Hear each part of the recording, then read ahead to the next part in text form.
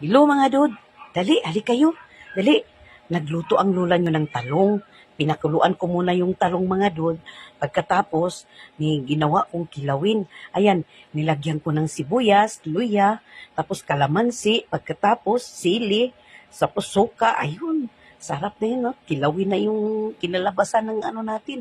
Ayan mga dud, kasi magpaiba naman tayo mga dud kasi puro na lang tayo ginisa. Ay, parang medyo nag-iiba na yung ano natin, lalo na sa amin na may mga edad na. Ito na lang muna yung uulamin ko ngayon mga dud. Dali, samahan nyo ako.